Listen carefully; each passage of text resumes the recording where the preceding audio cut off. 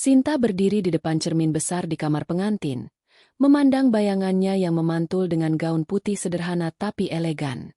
Hari ini adalah hari pernikahannya dengan Andi, pria yang telah dikenalnya selama 2 tahun di kota besar ini. Sinta tersenyum tipis, mengingat bagaimana mereka bertemu di sebuah kafe kecil saat kuliah.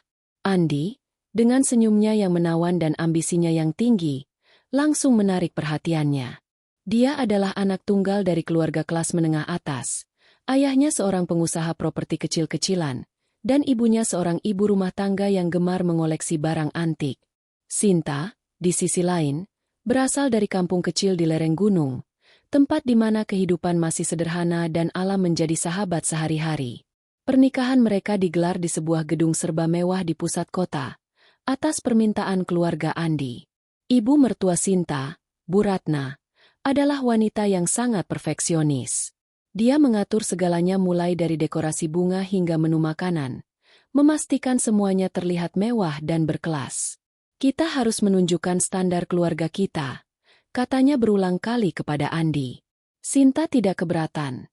Dia lebih fokus pada kebahagiaan mereka berdua. Orang tua Sinta, Pak Budi dan Bu Siti, datang dari kampung dengan pakaian sederhana mereka. Pak Budi mengenakan kemeja batik lusuh tapi rapi, sementara Bu Siti memakai kebaya polos dengan kain jarik. Mereka tersenyum bangga melihat putri mereka. Tapi Sinta bisa merasakan tatapan meremehkan dari beberapa tamu keluarga Andi. Setelah upacara pernikahan selesai, resepsi berlangsung meriah.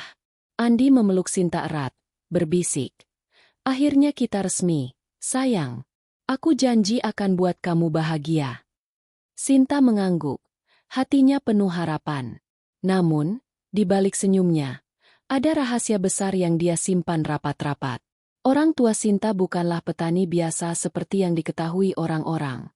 Mereka memiliki kekayaan yang luar biasa, hasil dari bisnis perkebunan kopi dan teh yang telah diwariskan turun-temurun, ditambah investasi cerdas di saham dan properti.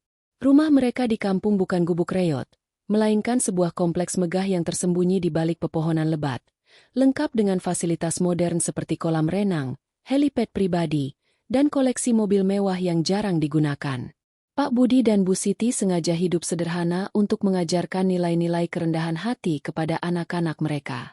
Kekayaan bukan untuk dipamerkan, tapi untuk dibagi dan dinikmati dengan bijak, kata Pak Budi selalu.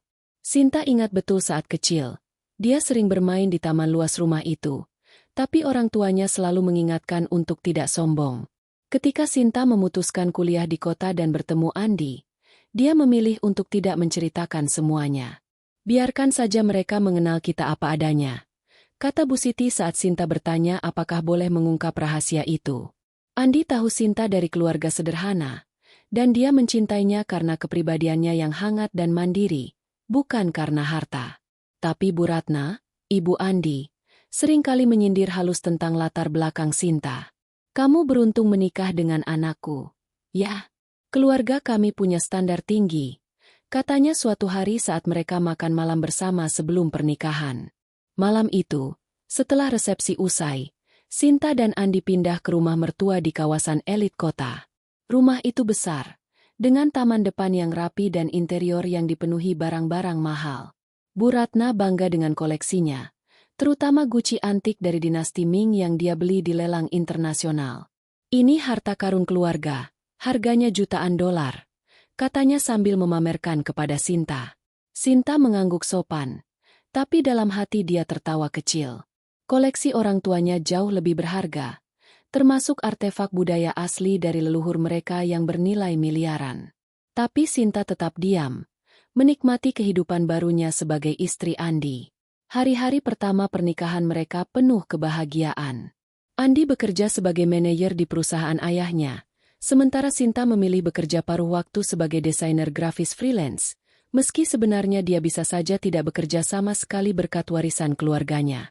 Mereka sering jalan-jalan malam, makan di restoran favorit, dan merencanakan masa depan. Kita akan punya rumah sendiri suatu hari nanti, kata Andi sambil memeluk Sinta di balkon rumah. Sinta tersenyum. Ya, dan mungkin kita bisa kunjungi kampungku lebih sering. Andi mengangguk, tapi Bu Ratna yang mendengar dari dapur, berkomentar, "Ah, kampung itu kan jauh dan primitif. Lebih baik tinggal di kota saja." Sinta mulai merasakan ketegangan kecil. Bu Ratna seringkali membandingkan Sinta dengan mantan pacar Andi yang berasal dari keluarga kaya. "Dia dulu punya mobil sendiri, loh," katanya suatu kali. Andi membela Sinta. Sinta lebih baik dari siapapun." Tapi Sinta tahu, rahasia keluarganya bisa mengubah segalanya jika diungkap. Dia pernah hampir menceritakannya saat Andi bertanya tentang masa kecilnya. Tapi dia urungkan. "Orang tuaku petani biasa. Hidup sederhana tapi bahagia," katanya saja. Suatu malam, saat mereka tidur, Sinta menerima telepon dari Pak Budi. "Nak, kami rindu kamu. Kapan-kapan ajak Andi ke kampung." "Ya, tapi ingat, jangan buru-buru cerita semuanya." Sinta setuju. Hatinya hangat mengingat rumah megah itu. Rumah yang dari luar tampak seperti villa biasa, tapi di dalamnya ada ruang tamu dengan furnitur impor, dapur modern, dan kamar tidur yang lebih luas dari apartemen di kota. Belum lagi ladang kopi yang membentang luas, menghasilkan jutaan setiap musim panen. Pak Budi mengelola semuanya dengan tangan dingin, bekerja sama dengan ratusan karyawan setia. Pagi harinya, Sinta menceritakan rencana kunjungan ke kampung kepada Andi. Mungkin akhir pekan depan. Andi ragu. "Maunya sih ya, tapi Mama lagi sibuk dengan acara sosialnya." Bu Ratna mendengar dan tertawa. "Kunjungan ke kampung? Buat apa? Lebih baik liburan ke Bali saja." Sinta tersenyum paksa, tapi dalam hati dia berpikir, suatu hari mereka akan tahu betapa salahnya anggapan itu. Hari berganti minggu, dan kehidupan rumah tangga mereka semakin harmonis. Sinta belajar memasak masakan kesukaan Andi, sementara Andi membantu membersihkan rumah. Bu Ratna, meski sombong, mulai menerima Sinta sebagai menantu. "Kamu cukup pintar juga mengurus rumah," pujinya suatu hari. Tapi Sinta tahu, penerimaan itu rapuh, berdasarkan penampilan luar saja. Rahasia keluarganya tetap tersimpan, menunggu saat yang tepat, atau mungkin saat yang tak terduga. Akhirnya, setelah beberapa bulan, Sinta meyakinkan Andi untuk mengundang orang tuanya ke kota. "Mereka ingin lihat kehidupan kita di sini," katanya. Andi setuju, dan Bu Ratna, meski enggan, mengizinkan. "Asal jangan lama-lama." "Ya, rumah ini bukan penginapan." Sinta mengangguk, tapi hatinya berdebar. Ini adalah awal dari segalanya. Orang tuanya akan datang dengan penampilan sederhana mereka, membawa oleh-oleh seperti buah segar dan kue tradisional. Tapi siapa sangka, kunjungan itu akan menjadi pemicu konflik besar yang mengubah segalanya. Sinta tidur malam itu dengan pikiran melayang ke kampung. Dia membayangkan rumah megah itu, gerbang besi tempayang megah, jalan setapak berbatu alam menuju pintu utama, dan di dalamnya, lukisan-lukisan mahal menghiasi dinding. Kolam renang infinity yang menghadap ke lembah hijau, dan garasi yang menyimpan mobil-mobil mewah seperti Mercedes dan Porsche yang jarang dipakai. Pak Budi sering bilang, "Kita punya ini semua berkat kerja keras, tapi jangan sampai harta membuat kita lupa akar." Sinta setuju, tapi dia juga tahu, suatu saat rahasia ini mungkin harus diungkap untuk membela kehormatan keluarganya. Pernikahan bahagia ini, dengan segala rahasianya, seperti bom waktu yang siap meledak. Sinta berharap semuanya berjalan lancar, tapi takdir berkata lain. Kunjungan orang tuanya akan menjadi titik balik, di mana kesederhanaan bertemu dengan kesombongan, dan rahasia akhirnya terkuak.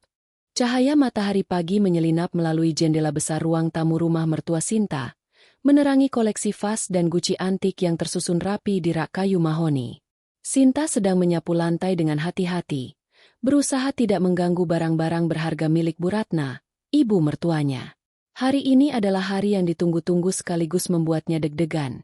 Orang tuanya, Pak Budi dan Bu Siti, akan datang berkunjung dari kampung untuk pertama kalinya sejak pernikahan.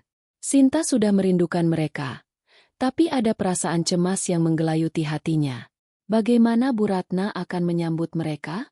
Apakah Andi, suaminya, akan cukup membela jika ada ketegangan? Sinta memeriksa jam di dinding. Pukul 8 pagi. Mereka seharusnya sampai siang ini, gumamnya sambil menata meja makan. Dia sudah menyiapkan menu sederhana. Nasi goreng, ayam bakar, dan sambal terasi, masakan yang selalu disukai orang tuanya. Andi masuk ruang makan, masih mengenakan piyama, rambutnya sedikit acak-acakan. Sudah siap, sayang? Mama tadi bilang dia mau beres-beres dulu sebelum orang tuamu datang. Katanya sambil mencium kening Sinta. Sinta tersenyum, tapi ada nada cemas di suaranya saat menjawab. Aku cuma harap semuanya berjalan lancar. Mama kan, kadang agak pilih-pilih. Andi tertawa kecil. Mama cuma ingin rumah ini kelihatan sempurna. Kamu tahu dia suka pamer koleksinya ke tamu. Sinta mengangguk, tapi dalam hati dia tahu, pamer, itu bukan sekadar kebiasaan. Bu Ratna memang bangga dengan status sosialnya, dan Sinta sering merasakan sindiran halus tentang asal-usulnya yang kampungan. Meski begitu, Sinta berusaha tetap tenang. Dia ingin kunjungan ini menjadi momen bahagia, bukan awal konflik. Tepat pukul 11, sebuah mobil pick-up tua berhenti di depan gerbang rumah. Sinta berlari keluar, hatinya melonjak gembira melihat Pak Budi turun dari kursi sopir, mengenakan kemeja batik sederhana dan celana kain yang sudah sedikit pudar. Bu Siti mengikuti di belakang, membawa keranjang anyaman berisi oleh-oleh, pisang, mangga, dan kue apem buatannya sendiri. Wajah mereka berseri-seri melihat Sinta, dan Sinta langsung memeluk mereka erat. Bapak, Ibu, akhirnya sampai. Serunya. Pak Budi mengelus kepala Sinta. Kamu tambah cantik, Nak. Rumah ini megah sekali. Ya. Sinta tersenyum, tapi dia tahu rumah megah ini tak sebanding dengan rumah orang tuanya di kampung, yang meski tersembunyi di balik kesederhanaan, jauh lebih luas dan mewah. Namun, Pak Budi dan Bu Siti sengaja datang dengan penampilan sederhana, sesuai prinsip mereka untuk tidak memamerkan harta. Kami bawa sedikit oleh-oleh, kata Bu Siti sambil menyerahkan keranjang itu. Sinta memeluk ibunya lagi, mencium aroma khas kain jarik yang selalu membawa kenangan masa kecil. Saat mereka masuk ruang tamu, Bu Ratna muncul dari dapur, mengenakan daster mahal dengan motif bunga impor. Dia tersenyum, tapi Sinta bisa melihat senyum itu kaku. Selamat datang, Budi, Siti, katanya sambil mengulurkan tangan, tapi nada suaranya sedikit formal, hampir seperti menyapa tamu biasa, bukan keluarga. Pak Budi dan Bu Siti membalas dengan sopan, menyerahkan keranjang oleh-oleh. Ini dari kampung, Bu. Semoga berkenan, kata Bu Siti ramah. Bu Ratna melirik keranjang itu, alisnya sedikit naik. Oh, buah-buahan kampung. Menarik, katanya. Tapi nada, menarik, itu terdengar lebih seperti meremehkan. Andi buru-buru mencairkan suasana. Ayo, kita duduk dulu. Sinta sudah masak enak buat makan siang. Mereka pindah ke ruang makan, dan Sinta mulai menyajikan hidangan. Pak Budi bercerita tentang kampung, tentang panen padi yang baru selesai dan tetangga yang selalu membantu. Bu Siti menambahkan cerita lucu tentang ayam peliharaan mereka yang kabur ke ladang tetangga. Sinta tertawa, merasa hangat mendengar cerita-cerita itu. Tapi Bu Ratna hanya mengangguk kecil, sesekali melirik ponselnya, seolah tidak terlalu tertarik. Saat makan, Bu Ratna mulai berbicara tentang koleksi antiknya. Kalian harus lihat Gucci dinasti Ming di ruang tamu. Itu asli. Loh, saya beli dari lelang di Singapura. Harganya, ya, cukup untuk beli mobil, katanya dengan nada bangga. Pak Budi mengangguk sopan. Bagus sekali, Bu. Pasti butuh perawatan khusus. Ya. Bu Ratna tersenyum puas. Tentu, barang seperti ini tidak sembarangan orang bisa punya. Sinta menunduk, merasa sindiran itu tertuju pada keluarganya. Dia tahu, di rumah orang tuanya ada koleksi artefak budaya Jawa yang jauh lebih tua dan berharga, tapi dia diam saja, menghormati keinginan orang tuanya untuk merahasiakan kekayaan mereka. Setelah makan, Bu Ratna mengajak Pak Budi dan Bu Siti keliling rumah. Dia menunjukkan setiap sudut dengan penuh kebanggaan. Lampu kristal di ruang makan, lukisan abstrak di koridor, hingga kamar tamu dengan ranjang berukir impor. Semua ini hasil kerja keras suami saya, katanya. Pak Budi mengangguk. Hebat sekali. Kalian pasti bangga. Tapi Sinta bisa melihat kilatan kecil di mata ayahnya, seolah dia sedang menahan tawa. Pak Budi tahu, rumah ini hanyalah sebagian kecil dibandingkan kompleks megah mereka di kampung, dengan taman seluas lapangan bola dan garasi yang menyimpan mobil-mobil mewah yang jarang dipamerkan. Malam itu, setelah Pak Budi dan Bu Siti diantar ke kamar tamu, Sinta duduk bersama Andi di balkon. Orang tuamu baik, sayang.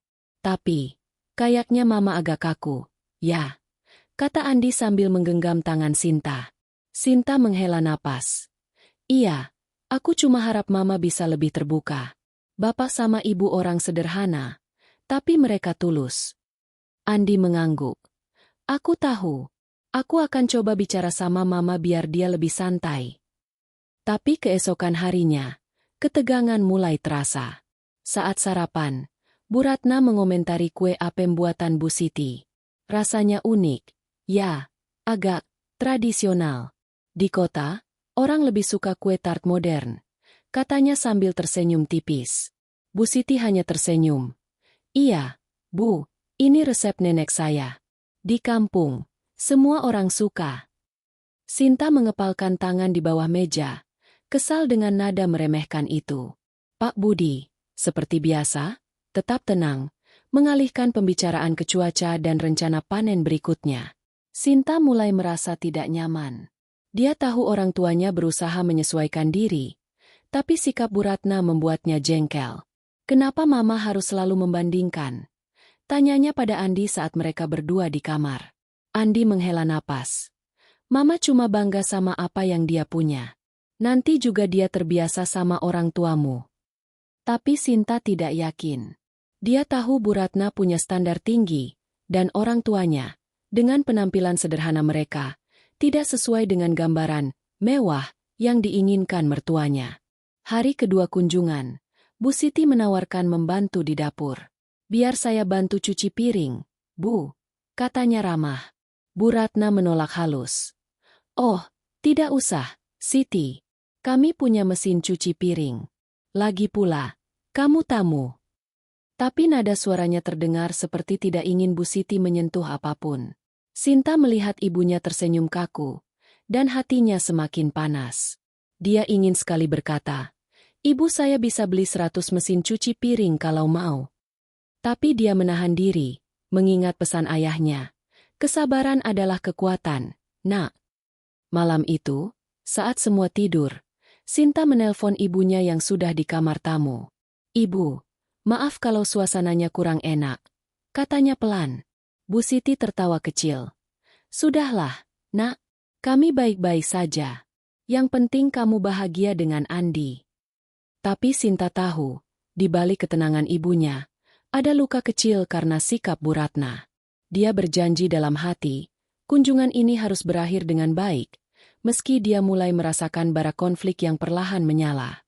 Sinta menatap langit malam dari jendela kamarnya, memikirkan rumah megah di kampung, aula besar dengan ukiran kayu jati, kolam ikan koi yang berkilau di bawah sinar bulan, dan perpustakaan pribadi ayahnya yang penuh buku-buku langka. Suatu hari, mereka akan tahu, gumamnya. Tapi dia tidak tahu bahwa kunjungan ini akan menjadi awal dari badai yang tak terduga, yang akan mengguncang hubungan keluarga dan mengungkap rahasia besar yang selama ini tersimpan. Cahaya pagi menembus jendela kaca besar di ruang tamu rumah keluarga Andi, menerangi koleksi barang antik Bu Ratna yang tersusun rapi di rak mahoni. Sinta bangun lebih awal, seperti kebiasaannya sejak pindah ke rumah mertua setelah menikah. Dia mengenakan celemek sederhana, mulai menyiapkan sarapan, roti bakar, telur mata sapi, dan kopi hitam untuk Andi, serta teh manis untuk Bu Ratna. Orang tua Sinta, Pak Budi dan Bu Siti, masih tinggal di rumah selama kunjungan mereka, dan Sinta ingin memastikan mereka merasa nyaman. Namun, setelah 2 hari, dia mulai merasakan ketegangan halus yang menggantung di udara, seperti kabut tipis yang tak terlihat tapi terasa. Pagi itu, Bu Ratna turun dari kamarnya dengan daster sutra bermotif bunga, rambutnya tersisir rapi, dan wajahnya sudah dipoles tipis dengan bedak. Pagi, Sinta. Sudah masak apa? Tanyanya sambil melirik meja makan. Sinta tersenyum. Pagi, Ma. Saya buat roti bakar dan telur. Seperti biasa. Ada teh manis kesukaan Mama di teko. Bu Ratna mengangguk. Tapi matanya seolah menilai setiap detail. Bagus. Tapi lain kali coba buat pancake. Ya, lebih modern. Katanya sambil duduk dan membuka ponselnya. Sinta menahan napas. Tersenyum kaku. Dia sudah terbiasa dengan komentar seperti ini. Tapi tetap saja terasa seperti jarum kecil yang menusuk. Pak Budi dan Bu Siti muncul dari kamar tamu, membawa aroma segar sabun mandi. Pagi, Nak. Sapa Pak Budi dengan senyum lebar. Bu Siti membawa sepiring kecil kue apem sisa kemarin dan meletakkannya di meja. Ini buat tambahan sarapan, kalau berkenan. Katanya ramah. Bu Ratna melirik kue itu. Alisnya sedikit terangkat. Oh, masih ada kue kampung itu. Baiklah, nanti saya coba, katanya. Tapi nada suaranya jelas-jelas tidak antusias. Sinta mengepalkan tangan di bawah meja, berusaha menahan kesal. Dia tahu kue apem buatan ibunya dibuat dengan cinta. Setiap adonannya diuleni dengan tangan. Tapi Bu Ratna seolah menganggapnya remeh. Andi masuk ruang makan, mengenakan kemeja rapi untuk ke kantor. Wah, ramai pagi ini, katanya ceria. Mencium kening Sinta sebelum duduk. Dia mengambil sepotong roti bakar dan kue apem, memakannya dengan lahap. Enak banget, Bu. Kue ini bikin kangen masakan rumah. Pujinya pada Bu Siti. Bu Siti tersenyum. Terima kasih, Nak.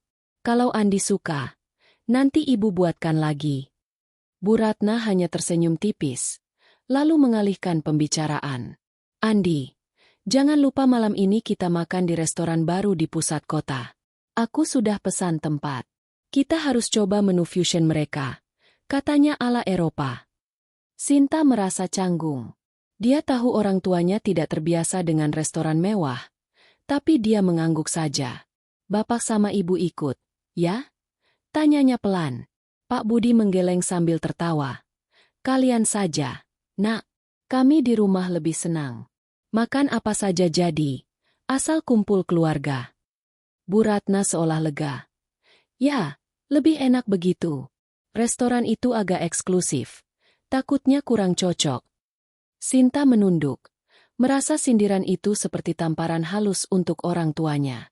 Seiring hari berlalu, Sinta mulai melihat pola dalam kehidupan sehari-hari di rumah mertua. Bu Ratna punya rutinitas yang terjadwal ketat. Pagi dia memeriksa koleksi antiknya, menyeka debu dari guci-guci mahal dengan kain khusus, lalu menghabiskan waktu di klub sosialnya, bertemu teman-teman sesama kolektor atau istri pebisnis. Dia sering membawa Sinta ke acara-acara itu, tapi bukan untuk memperkenalkan menantunya dengan bangga. Ini Sinta, istri Andi. Dia dari kampung, tapi lumayan bisa menyesuaikan diri, katanya sekali kepada teman-temannya, disertai tawa kecil yang membuat Sinta ingin menghilang. Sinta hanya tersenyum, tapi di dalam hati dia membayangkan rumah orang tuanya. Aula megah dengan ukiran kayu jati, lampu gantung kristal asli, dan koleksi artefak budaya yang nilainya jauh melebihi Guci dinasti Ming milik Bu Ratna. Pak Budi dan Bu Siti berusaha menyesuaikan diri. Mereka membantu Sinta di dapur, mencuci piring meski Bu Ratna selalu bilang, pakai mesin saja, lebih praktis. Pak Budi suka duduk di teras, membaca koran sambil menikmati angin pagi, sementara Bu Siti merajut syal untuk Sinta. Ini buat musim hujan nanti, Nak. Katanya sambil menunjukkan rajutan berwarna biru lembut. Sinta memeluk ibunya, merasa hangat di tengah suasana rumah yang kadang terasa dingin. Tapi Bu Ratna seringkali membuat komentar yang menyakitkan. Siti, kamu rajin sekali merajut. Di kota, orang lebih suka beli barang branded, lebih hemat waktu.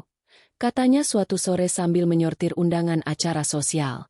Sinta mulai merasa tertekan. Dia ingin orang tuanya merasa dihargai. Tapi sikap Bu Ratna membuatnya sulit. Andi berusaha menjadi penutup celah. Mama cuma kebiasaan kota. Sayang, dia nggak bermaksud jahat. Katanya suatu malam saat mereka berdua di kamar. Sinta menghela napas. Aku tahu, tapi kadang omongannya menyakitkan. Bapak sama ibu nggak pantas diperlakukan begitu. Andi memeluknya. Aku akan bicara sama mama. Sabun sedikit. Ya. Sinta mengangguk. Tapi hatinya tidak yakin. Dia tahu Bu Ratna punya sifat keras kepala.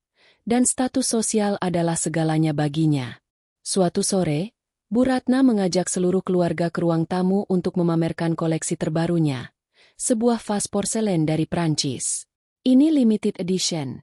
Hanya ada 5 di dunia. Katanya dengan mata berbinar. Pak Budi mengangguk sopan. Bagus sekali, Bu. Pasti butuh perawatan khusus. Bu Ratna tersenyum puas. Tentu. Barang seperti ini bukan untuk sembarang orang. Sinta menahan napas. Merasa sindiran itu lagi-lagi tertuju pada keluarganya. Dia ingin sekali berkata bahwa di rumah orang tuanya ada koleksi keramik kuno dari kerajaan Mataram yang nilainya miliaran. Tapi dia menahan diri, mengingat pesan ayahnya. Kesombongan hanya menurunkan martabat. Malam itu, setelah makan malam, Sinta duduk bersama orang tuanya di kamar tamu. Nak, kami senang bisa lihat kamu di sini, tapi kayaknya kami nggak cocok lama-lama, kata Pak Budi pelan. Kami nggak mau bikin susah. Sinta memegang tangan ayahnya. Bapak, Ibu, kalian nggak menyusahkan. Aku yang minta kalian datang. Aku cuma ingin Mama lebih menghargai kalian. Bu Siti tersenyum. Sudahlah, Nak. Orang punya sifat masing-masing. Yang penting kamu bahagia dengan Andi. Tapi keesokan harinya, ketegangan semakin terasa. Bu Siti menawarkan membantu menyapu ruang tamu. Tapi Bu Ratna buru-buru menghentikan. Jangan, Siti. Nanti kalau guci-guci ini tersenggol, susah. Mereka sensitif. Katanya dengan nada yang terdengar seperti peringatan. Bu Siti mengangguk. Tapi Sinta melihat wajah ibunya memerah. Dia tahu ibunya merasa dianggap ceroboh. Sinta ingin membela. Tapi Andi yang kebetulan lewat menariknya ke samping. Biarkan saja, sayang. Mama cuma khawatir sama koleksinya. Bisiknya. Sinta menarik napas dalam-dalam. Berusaha menahan amarah yang mulai membuncah. Di dalam hati, Sinta membayangkan rumah orang tuanya di kampung. Taman luas dengan air mancur. Garasi dengan mobil-mobil mewah yang jarang disentuh. Dan gudang penyimpanan penuh artefak bersejarah. Kalau mereka tahu, apa mereka masih akan bersikap begini? Gumamnya sendiri. Dia mulai merasa bahwa rahasia keluarganya, yang selama ini disimpan demi kerendahan hati, mungkin harus diungkap suatu hari nanti. Tapi untuk saat ini, dia hanya bisa berharap kunjungan ini berjalan tanpa konflik besar. Namun, tanpa Sinta sadari, insiden kecil yang akan terjadi esok hari akan mengubah segalanya. Sebuah guci mahal, kebanggaan Bu Ratna, akan menjadi pemicu badai yang tak terduga, mendorong Sinta untuk mengambil langkah yang selama ini dia hindari. Rumah megah di kampung, yang selama ini tersembunyi di balik kesederhanaan, akan segera menjadi panggung pembuktian. Pagi itu, rumah mertua Sinta terasa lebih tenang dari biasanya. Sinar matahari menyelinap melalui jendela besar, memantul di permukaan guci-guci antik yang tersusun rapi di ruang tamu. Sinta sibuk di dapur, menyiapkan sarapan sederhana. Nasi uduk dengan ayam goreng dan sambal kacang, masakan yang dia pelajari dari Bu Siti. Orang tuanya, Pak Budi dan Bu Siti, sudah bangun sejak subuh, membantu membersihkan teras dan menyiram tanaman di halaman belakang. Mereka berusaha menyesuaikan diri dengan rutinitas rumah, meski sikap Bu Ratna yang seringkali meremehkan membuat suasana kadang terasa kaku. Sinta melirik jam dinding. Pukul 7 pagi. Andi sudah berangkat ke kantor lebih awal untuk rapat, meninggalkan Sinta bersama orang tua dan mertuanya. Bu Ratna turun dari kamarnya, mengenakan gaun rumah bermotif floral yang elegan, rambutnya tersisir rapi. Sinta, sudah masak apa? Tanyanya sambil menuju ruang makan. Nasi uduk. Ma. Saya buat sambal kacang spesial, resep dari ibu. Jawab Sinta dengan senyum. Berharap mertuanya akan menghargai usahanya. Bu Ratna mengangguk, tapi alisnya sedikit terangkat. Oh, masakan kampung lagi. Baiklah, nanti saya coba, katanya. Nada suaranya datar. Sinta menahan napas. Sudah terbiasa dengan komentar seperti itu. tapi tetap saja terasa menyakitkan. Pak Budi dan Bu Siti masuk dari halaman belakang, membawa aroma tanah basah dan daun kemangi yang baru mereka petik. "Pagi, Bu Ratna," sapa Pak Budi ramah.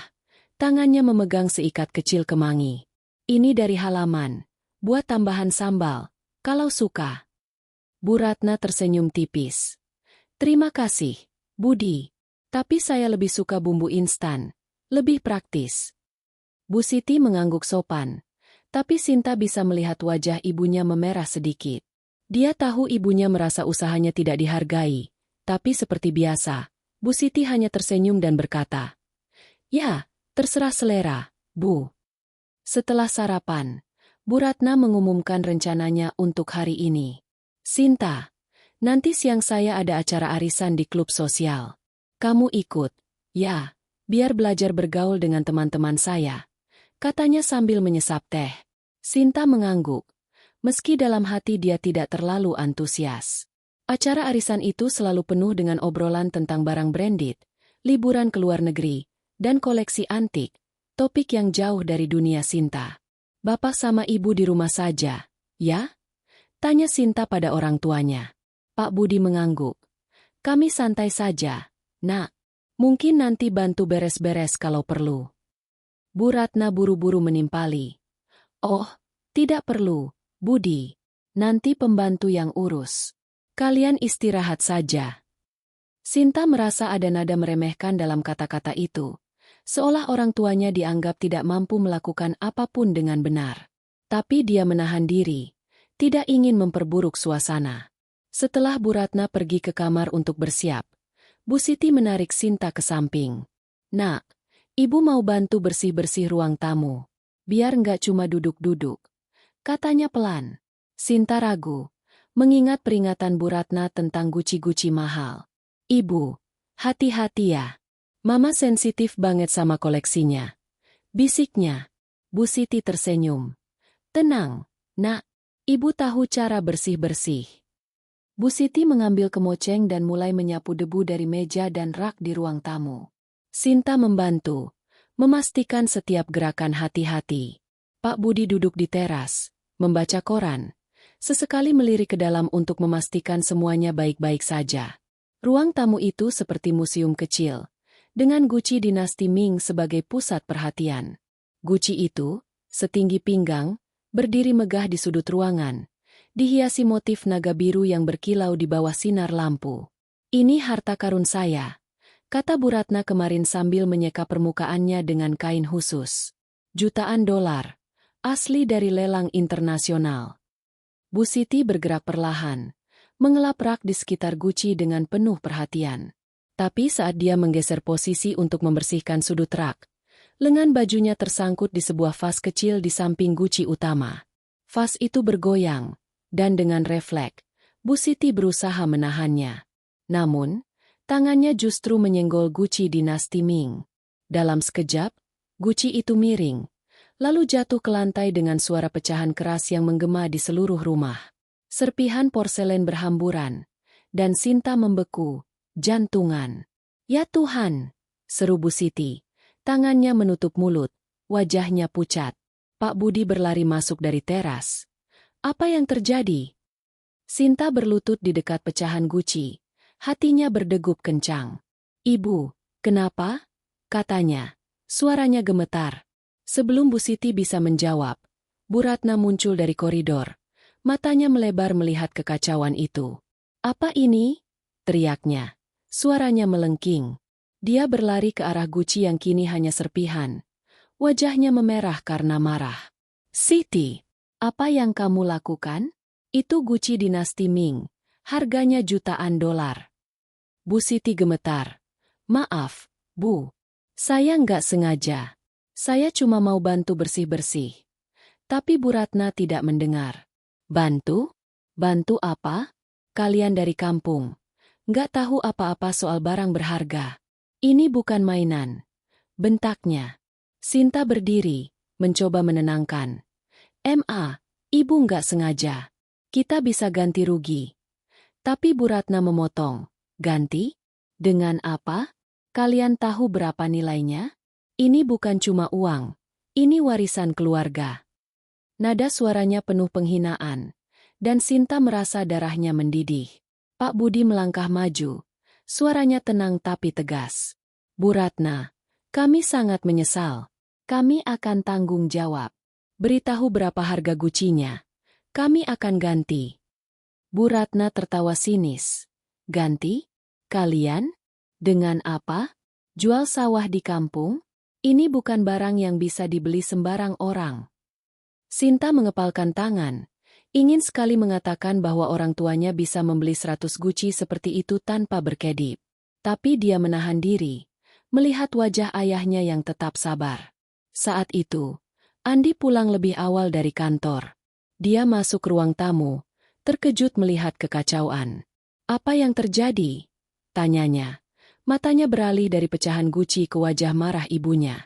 Bu Ratna langsung menceritakan dengan dramatis, menuding Bu Siti sebagai pelaku. Mereka ceroboh. Andi, guciku hancur karena mereka. Andi memandang Sinta, lalu orang tuanya. Wajahnya bercampur antara kebingungan dan kekecewaan. Bu, kenapa nggak hati-hati? Katanya pelan kepada Bu Siti. Nada suaranya lebih menyalahkan daripada menenangkan. Sinta merasa jantungan. Dia berharap Andi akan membela ibunya. Tapi suaminya justru terlihat malu di depan ibunya sendiri. Andi, ini kecelakaan. Ibu nggak sengaja. Katanya, suaranya mulai naik. Tapi Bu Ratna tidak berhenti. Kecelakaan? Ini soal tanggung jawab. Kalian nggak punya hak menyentuh barang-barangku. Bentaknya. Bu Siti menunduk. Air matanya mulai menggenang. Maafkan saya, Bu. Saya benar-benar nggak sengaja. Katanya lirih. Sinta tidak tahan lagi. Mama, cukup. Ibu sudah minta maaf. Kami akan ganti rugi. Berhenti menghina orang tuaku. Katanya. Suaranya gemetar karena marah.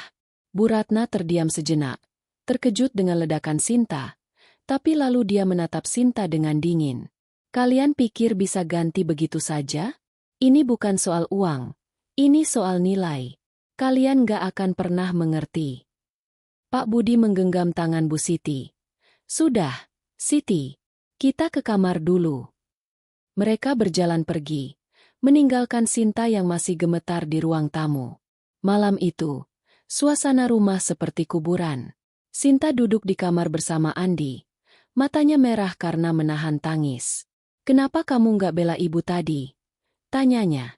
Andi menghela napas.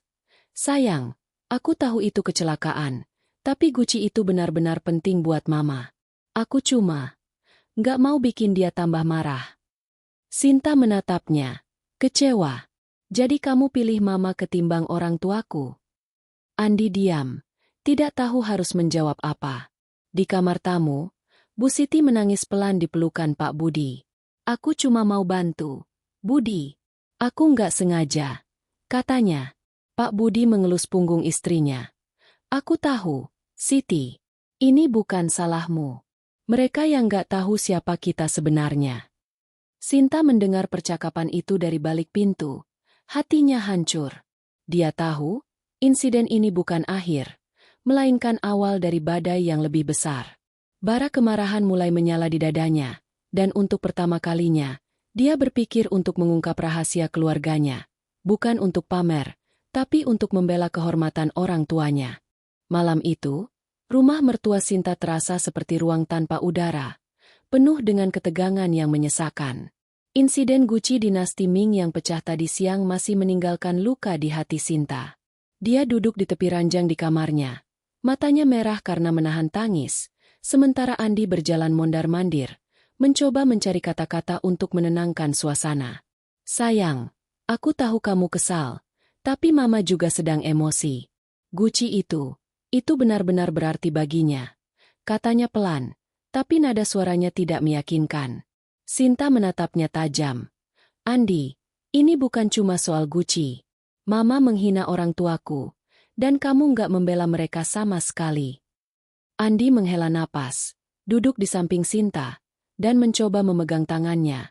Tapi Sinta menarik tangannya perlahan. Aku cuma nggak mau bikin situasi lebih buruk. Mama susah dilupain kalau sudah marah, katanya. Suaranya hampir seperti memohon. Sinta menggeleng. Bapak dan ibu nggak pantas diperlakukan begitu. Mereka sudah minta maaf, sudah bilang akan ganti rugi, tapi mama tetap menghina mereka seperti mereka orang tak tahu apa-apa.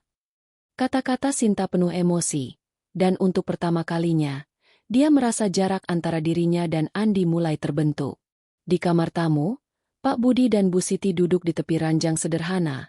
Suasana hening menyelimuti mereka. Bu Siti masih memegang sapu tangan, menyeka air mata yang sesekali jatuh. Aku nggak sengaja, Budi. Aku cuma mau membantu, katanya lirih. Suaranya penuh penyesalan. Pak Budi menggenggam tangan istrinya erat. Aku tahu, Siti. Ini bukan salahmu. Mereka yang nggak tahu cara menghormati orang. Wajah Pak Budi tetap tenang, tapi matanya menunjukkan kemarahan yang terpendam. Dia sudah terbiasa dengan kesederhanaan yang mereka pilih. Tapi penghinaan dari Bu Ratna kali ini terasa terlalu dalam. Sinta mengetuk pintu kamar tamu, masuk dengan wajah penuh rasa bersalah. Bapak, Ibu, maafkan aku. Aku nggak bisa buat kalian nyaman di sini. Katanya, suaranya bergetar. Bu Siti buru-buru memeluknya. Nak, ini bukan salahmu. Kami baik-baik saja. Yang penting kamu bahagia dengan Andi. Tapi Sinta tahu, ibunya hanya berusaha menutupi luka hatinya. Aku akan bicara sama mama lagi besok. Ini nggak bisa dibiarkan, tegas Sinta. Pak Budi menggeleng pelan. Biarkan saja, Nak. Kami nggak mau bikin ribut. Mungkin besok kami pulang ke kampung. Kata-kata itu seperti pisau yang menusuk hati Sinta. Pulang? Tapi kalian baru di sini 3 hari. Protesnya. Tapi sebelum Pak Budi bisa menjawab, suara langkah keras terdengar dari koridor. Bu Ratna muncul di ambang pintu. Wajahnya masih memerah karena amarah yang belum reda.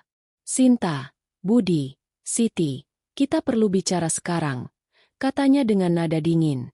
Sinta berdiri, jantungan, merasa firasat buruk. Ada apa, Ma? Tanyanya hati-hati. Bu Ratna melangkah masuk, tangannya bersedekap. Setelah kejadian tadi, saya pikir lebih baik kalian pulang ke kampung. Kehadiran kalian di sini jelas-jelas bikin masalah. Guciku hancur, dan saya nggak bisa terus-terusan khawatir barang-barangku rusak lagi. Katanya, suaranya penuh otoritas. Bu Siti menunduk, air matanya jatuh lagi, sementara Pak Budi menarik napas dalam-dalam, mencoba tetap tenang. Bu Ratna, kami sudah bilang akan ganti rugi. Ini kecelakaan, bukan kesengajaan.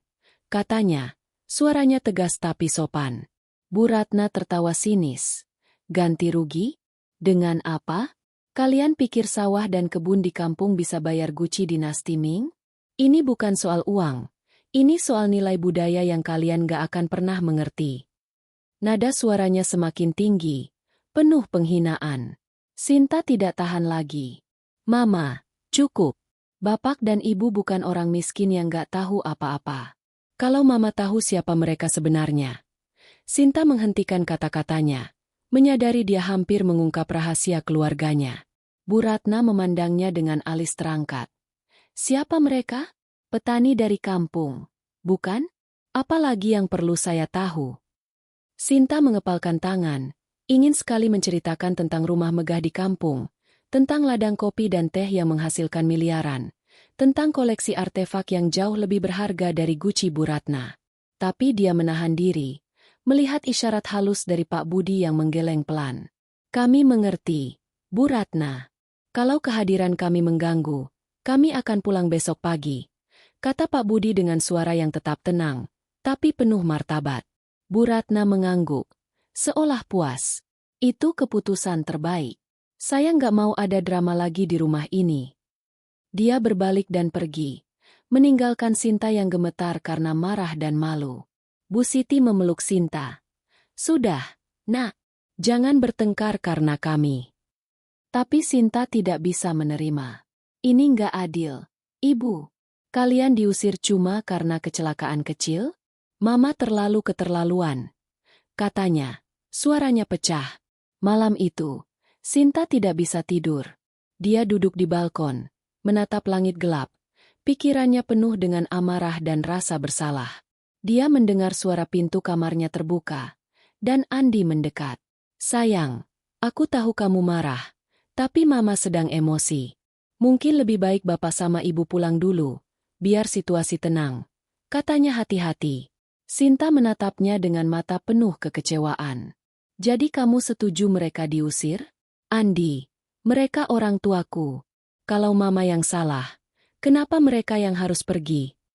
Andi menghela napas. "Aku nggak bilang Mama benar, tapi ini rumahnya.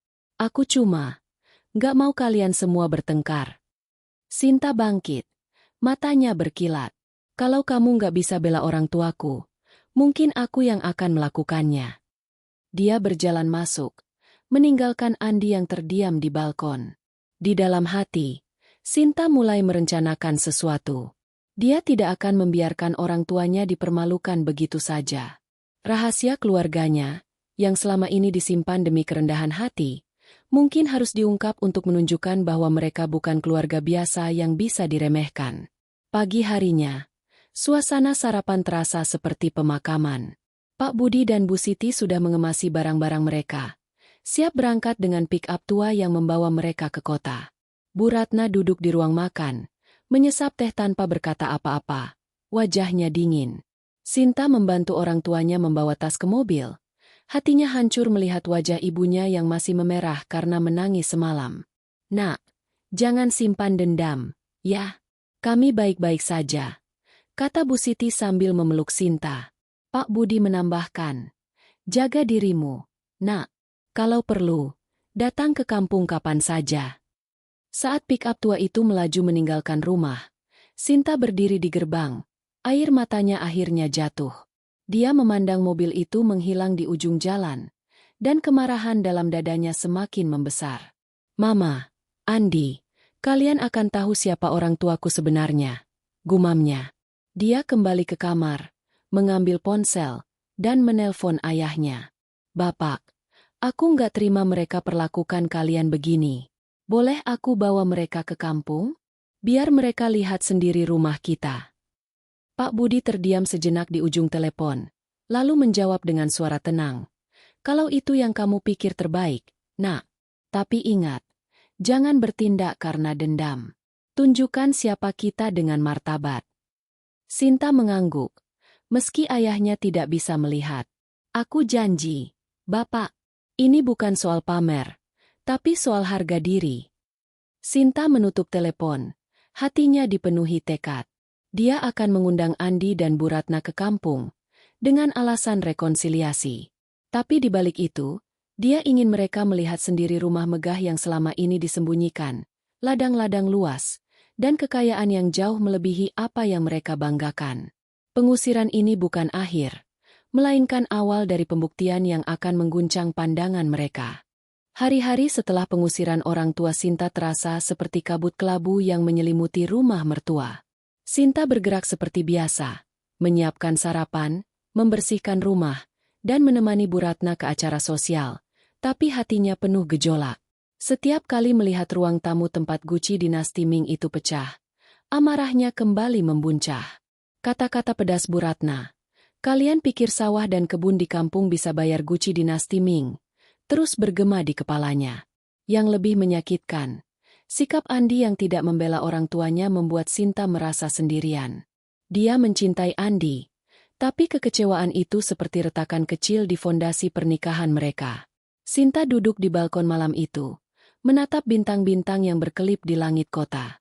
Angin malam membawa aroma bunga melati dari halaman, tapi tidak cukup untuk menenangkan hatinya. Dia menggenggam ponsel, jari-jarinya ragu-ragu di atas nomor ayahnya. Setelah beberapa saat, dia menekan tombol panggil. "Halo, Bapak," katanya pelan saat Pak Budi menjawab. "Nak, apa kabar? Kamu baik-baik saja?" tanya Pak Budi dengan nada hangat yang selalu membuat Sinta rindu kampung. "Aku nggak terima, Bapak, cara mereka memperlakukan kalian. Cara Mama menghina kalian. Aku ingin mereka tahu siapa kita sebenarnya," kata Sinta. Suaranya bergetar. Pak Budi terdiam sejenak, lalu menjawab dengan bijak. "Sinta, Kalau kamu ingin menunjukkan kebenaran, lakukan dengan kepala dingin. Jangan karena dendam. Kekayaan kita bukan untuk dipamerkan. Tapi kalau ini soal harga diri, Bapak izinkan. Ajak mereka ke kampung, biar mereka lihat sendiri. Sinta mengangguk, meski ayahnya tidak bisa melihat. Aku janji, Bapak, aku nggak mau pamer. Tapi mereka harus tahu bahwa kalian bukan orang yang bisa diremehkan. Bu Siti, yang mendengar percakapan itu, menambahkan, "Nak, hati-hati dengan emosimu. Kami nggak ingin kamu bertengkar dengan Andi atau mertuamu." Setelah menutup telepon, Sinta merasa tekadnya semakin kuat. Dia tidak akan membiarkan penghinaan terhadap orang tuanya berlalu begitu saja. Dia akan mengundang Andi dan Bu Ratna ke kampung, dengan alasan rekonsiliasi keluarga. Tapi di balik itu, dia ingin mereka melihat rumah megah yang selama ini disembunyikan, ladang-ladang luas yang menghasilkan miliaran, dan koleksi artefak yang jauh lebih berharga daripada Gucci Bu Ratna. Ini bukan sekadar balas dendam. Ini tentang mengembalikan martabat keluarganya. Keesokan paginya, saat sarapan, Sinta mengumpulkan keberanian. Bu Ratna duduk di meja makan, menyesap teh hijau impor sambil membaca majalah Lifestyle. Andi sibuk memeriksa ponsel, mempersiapkan presentasi untuk kantor. Andi, kata Sinta dengan nada hati-hati. Aku pikir kita perlu rekonsiliasi setelah apa yang terjadi. Aku ingin ajak kalian ke kampung, bertemu bapak dan ibu lagi. Mungkin kita bisa bicara baik-baik di sana.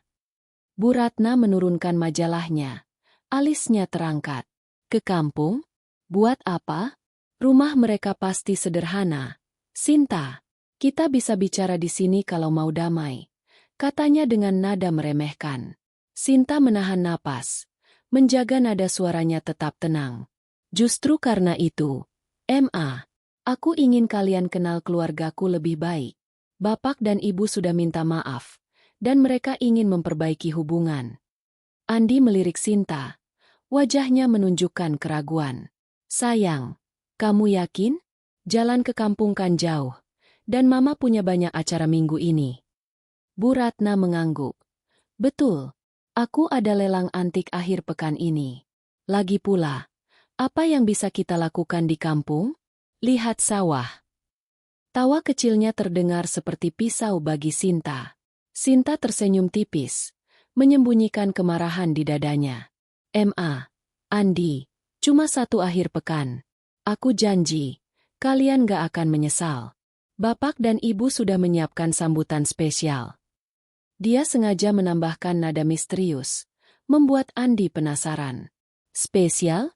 Maksudnya apa? Tanya Andi. Sinta mengedikan bahu. Kalian harus lihat sendiri. Pokoknya, ini untuk kebaikan kita semua. Bu Ratna mendengus pelan. Baiklah, kalau kamu ngotot. Tapi jangan harap aku betah di tempat yang sederhana. Sinta mengangguk. Hatinya berdebar. Terima kasih, Aku akan atur semuanya. Setelah sarapan, Sinta kembali ke kamar dan mulai merencanakan perjalanan. Dia menghubungi Pak Budi lagi, memastikan rumah di kampung sudah siap untuk tamu. Bapak, aku akan bawa mereka minggu depan. Tolong pastikan rumah dalam kondisi terbaik. Aku ingin mereka lihat semuanya. Taman, garasi, koleksi Bapak, katanya. Pak Budi tertawa kecil. Tenang, Nak, rumah selalu siap. Tapi ingat pesan Bapak, lakukan ini dengan martabat, bukan untuk menyakiti. Sinta mengangguk.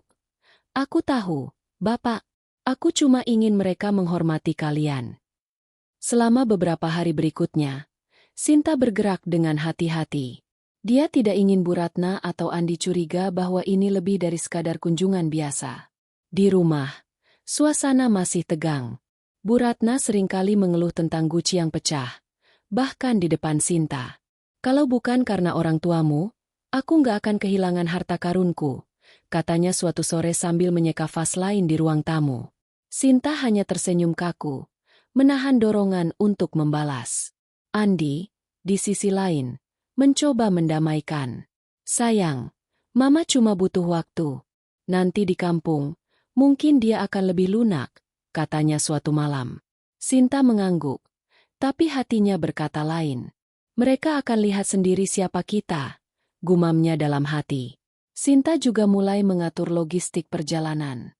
Dia menyewa mobil van yang nyaman. Tahu bahwa Bu Ratna akan mengeluh jika harus naik kendaraan sederhana. Dia juga menyiapkan daftar kecil oleh-oleh dari kota, kue kering dan buah impor, untuk menjaga kesan bahwa ini adalah kunjungan damai. Tapi di dalam hatinya, dia membayangkan wajah Bu Ratna saat melihat rumah orang tuanya. Gerbang besi tempayang megah, taman dengan air mancur marmer, dan aula besar dengan lukisan-lukisan kuno yang bernilai miliaran. Dia membayangkan garasi yang menyimpan mobil-mobil mewah, Mercedes, Porsche, dan Bentley, yang jarang disentuh karena orang tuanya lebih suka hidup sederhana. Dan yang terpenting, dia membayangkan koleksi artefak budaya Jawa, termasuk keris dan patung perunggu dari Kerajaan Mataram, yang membuat guci Bu Ratna tampak seperti mainan anak-anak. Malam sebelum keberangkatan, Sinta duduk di kamar, menatap foto keluarganya di kampung. Foto itu diambil di taman belakang rumah, dengan latar kolam ikan koi dan bukit hijau di kejauhan. Dia tersenyum kecil, mengingat masa kecilnya, berlari di ladang kopi, membantu ibunya membuat kue apem, dan mendengar cerita ayahnya tentang leluhur mereka yang membangun kekayaan dengan kerja keras.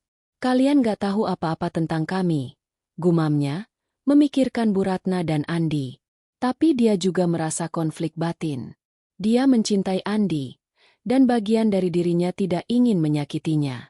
Tapi penghinaan terhadap orang tuanya terlalu dalam, dan dia tidak bisa membiarkannya begitu saja. Sinta menutup mata, membayangkan momen ketika Bu Ratna melangkah masuk ke rumah orang tuanya. Dia membayangkan wajah mertuanya yang selalu sombong itu berubah pucat karena kaget, dan Andi yang terdiam melihat kekayaan yang selama ini tidak pernah mereka duga. Ini bukan dendam, katanya pada dirinya sendiri.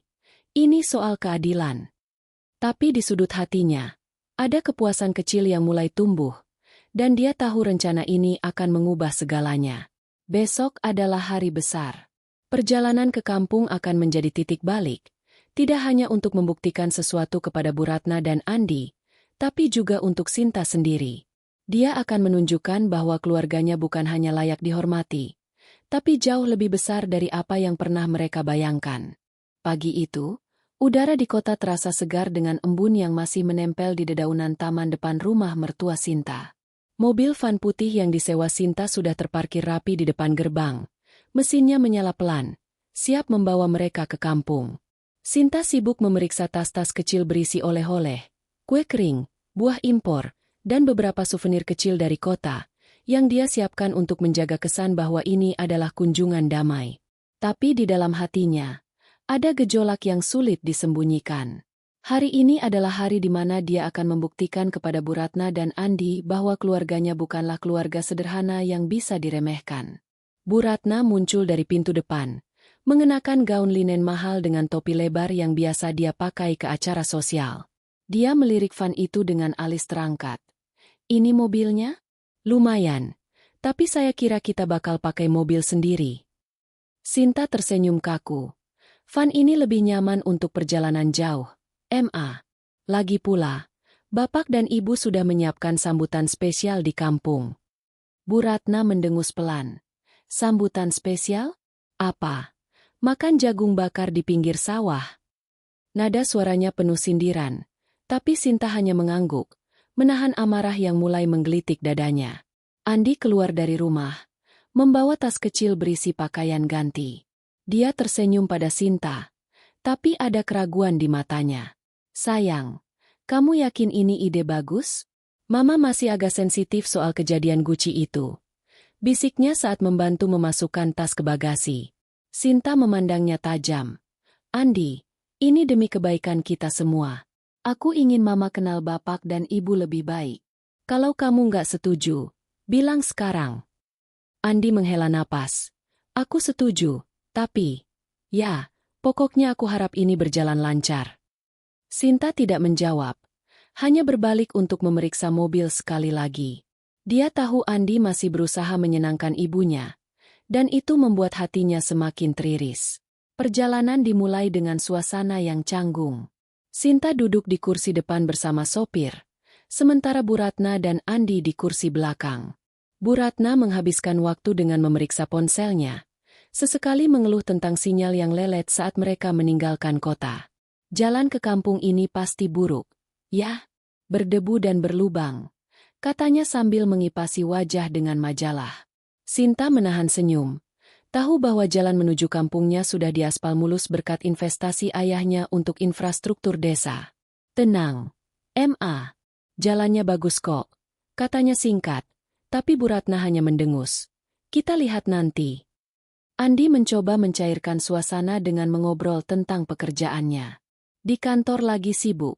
Sayang, proyek baru ini bisa bikin perusahaan ayah naik level, katanya, berusaha terdengar optimis. Sinta mengangguk, tapi pikirannya melayang ke kampung.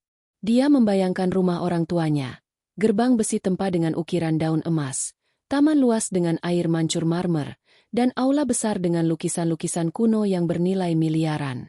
Dia membayangkan wajah Bu Ratna yang selalu sombong itu berubah pucat karena kaget, dan Andi yang terdiam melihat kekayaan yang selama ini tidak pernah mereka duga. Perjalanan memakan waktu sekitar 3 jam. Saat van melaju keluar dari jalan raya utama dan memasuki jalan pedesaan, Bu Ratna mulai mengeluh lagi. Lihat, apa ku bilang? Jalanan kecil begini, pasti rumahnya juga biasa saja, katanya sambil melirik keluar jendela. Pemandangan di luar memang sederhana. Sawah hijau membentang, pohon kelapa menjulang, dan sesekali rumah-rumah kayu sederhana milik warga desa. Tapi Sinta tahu, di ujung jalan ini, ada kejutan yang menanti. Sabar, Ma. Sebentar lagi sampai, katanya. Suaranya penuh keyakinan. Van akhirnya memasuki kawasan yang lebih rimbun, dengan pepohonan besar yang membentuk kanopi alami. Jalan aspal mulus membelah hutan kecil, dan tiba-tiba, sebuah gerbang besar muncul di kejauhan. Gerbang itu terbuat dari besi tempa, dihiasi ukiran rumit dan logo keluarga Sinta, sebuah lambang burung Garuda yang melambangkan kejayaan leluhur mereka. Bu Ratna memandang gerbang itu dengan alis terangkat. Ini apa? Rumah siapa ini? Tanyanya. Nadanya mulai curiga. Sinta tersenyum kecil. Rumah bapak dan ibu, Ma. Kita sudah sampai. Andi mencondongkan tubuh ke depan. Matanya melebar. Ini, rumah orang tuamu? Serius? Katanya. Suaranya bercampur kaget dan tidak percaya. Van melaju masuk, melewati gerbang yang terbuka otomatis. Di depan mereka, jalan setapak berbatu alam membentang, dikelilingi taman luas dengan bunga-bunga eksotis dan air mancur marmer yang berkilau di bawah sinar matahari. Di ujung jalan, sebuah rumah megah berdiri, bukan rumah biasa, tapi sebuah kompleks yang lebih mirip villa modern dengan sentuhan arsitektur Jawa.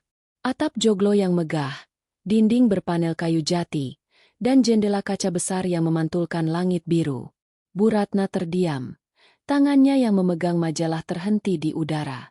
Ini, apa maksudnya? Kalian bilang orang tuamu petani. Katanya, suaranya mulai bergetar. Sinta berbalik, menatap mertuanya dengan tenang. Mereka memang petani, Ma. Tapi mereka juga pengusaha perkebunan kopi dan teh yang sukses. Ini rumah mereka. Andi memandang Sinta, mulutnya sedikit terbuka. Sayang, kenapa kamu gak pernah cerita? Sinta mengedikkan bahu. Kalian gak pernah tanya. Dan bapak selalu bilang, kekayaan bukan untuk dipamerkan. Van berhenti di depan pintu utama, dan Pak Budi serta Bu Siti sudah menunggu di teras. Mereka mengenakan pakaian sederhana, kemeja batik untuk Pak Budi dan kebaya polos untuk Bu Siti. Tapi sikap mereka penuh martabat. Selamat datang, Bu Ratna, Andi. Sapa Pak Budi dengan senyum hangat. Bu Siti menambahkan. Silakan masuk, kami sudah siapkan makan siang. Bu Ratna turun dari van. Wajahnya masih kaku, seolah mencoba mencerna apa yang dilihatnya. Andi mengikuti, matanya berkeliling, terpana oleh keindahan rumah itu. Saat mereka melangkah masuk, Bu Ratna hampir tersandung di ambang pintu, matanya terpaku pada aula besar di dalam. Langit-langit tinggi dihiasi lampu gantung kristal, dinding dihiasi lukisan-lukisan kuno, dan furnitur kayu jati berukir tampak seperti keluar dari istana. Di sudut ruangan, sebuah vitrin kaca memamerkan koleksi artefak, keris berhias emas, patung perunggu dari era Mataram, dan vas-vas kuno yang jelas-jelas lebih tua dan berharga daripada Guci dinasti Ming miliknya. "Ini, kalian punya koleksi seperti ini?" tanya Bu Ratna, suaranya hampir berbisik. Sinta mengangguk. "Ini warisan keluarga kami, Ma. Bapak dan Ibu sengaja nggak pernah pamer, karena mereka percaya harta sejati adalah kebaikan hati." Bu Ratna menelan ludah. Wajahnya memucat. Andi memegang tangan Sinta. "Sayang, aku nggak tahu kalian punya semua ini." Sinta menatapnya. Matanya penuh campuran kebanggaan dan luka. "Aku nggak pernah cerita karena aku ingin kalian menerima aku dan keluargaku apa adanya. Tapi setelah apa yang terjadi, aku nggak bisa diam."